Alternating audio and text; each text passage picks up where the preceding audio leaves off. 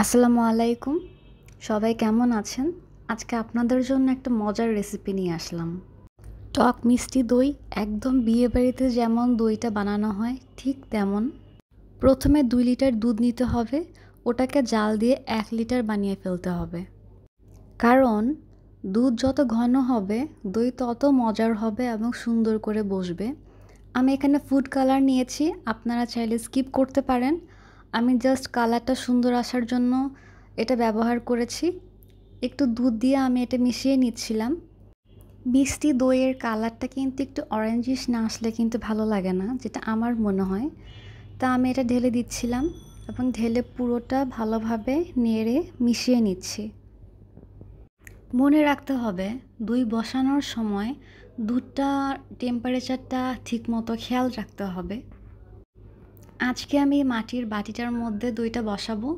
আমি মাটির বাটিটা কিন্তু কিনেছিলাম এবং এটার ভিডিও আপনাদের সাথে শেয়ার করেছি। তো এই বাটিটার মধ্যে আমি প্রথমে হালকা একটু দই লাগিয়ে নিলাম যাতে করে দইটা ভালোভাবে জমে। তা আমি এখানে দই বসানোর জন্য দইয়ের যে বীজটা থাকে সেটা আমি নিয়েছি ২ চা চামচের মতো, সাথে নিয়েছি ২ চা চামচের মতো কনডেন্সড মিল্ক এবং দুইটা একসাথে মিশিয়ে নিচ্ছি। কনডেন্সড মিল্ক দিয়ে কিন্তু দই খুবই ভালো জমে এবং এটা দেওয়ার কারণে টেস্টটাও অনেক ভালো হয়। আর যে দইয়ের বীজটা আমি ব্যবহার করেছি এটা কিন্তু আমি পানিটা ঝরিয়ে নিয়েছি, কারণ পানি থাকলে কিন্তু দইটা ভালোভাবে জমে না। তো আমি দেখছিলাম যে দইয়ের টেম্পারেচারটা কতটুকু, হাতে যেরকম সয় ওইভাবে দিতে হবে।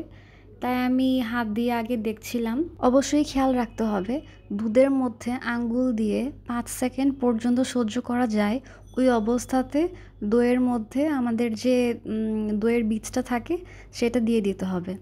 যদি বেশি তাপমাত্রা থাকে তাহলে কিন্তু দেখবেন যে দইটা ফেটে যাচ্ছে।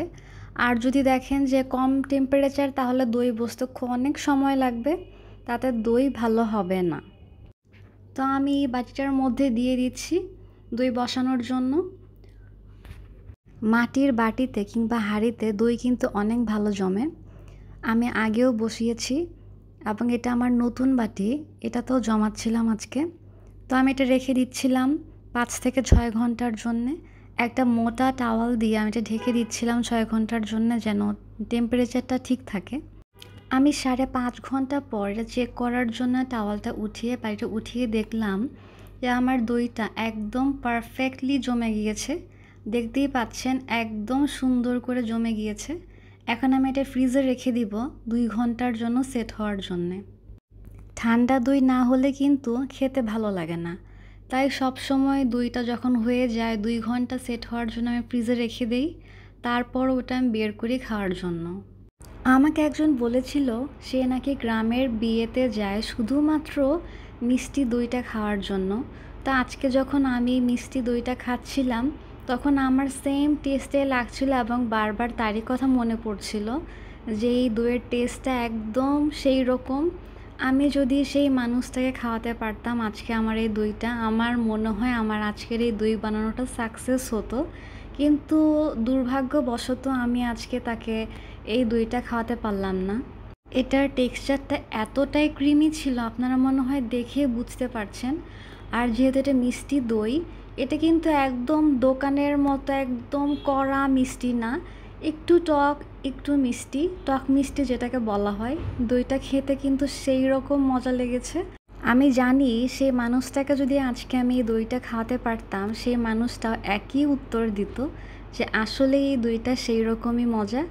আপনারাও বাসায় বানিয়ে ট্রাই করে দেখবেন, আমাকে জানাবেন দইটা কেমন হয়েছে। মিষ্টি দইয়ের ক্ষেত্রে আর একটা টিপস আপনাদের বলে দিচ্ছি, আপনারা চিনির জায়গায় কনডেন্সড মিল্কটা ব্যবহার করবেন, তাতে দইটা ভালো জমবে এবং মিষ্টিটাও ঠিক মতো আসবে। আবারও নিয়ে আসবো নতুন একটা রেসিপি। আজকের জন্য এই পর্যন্তই।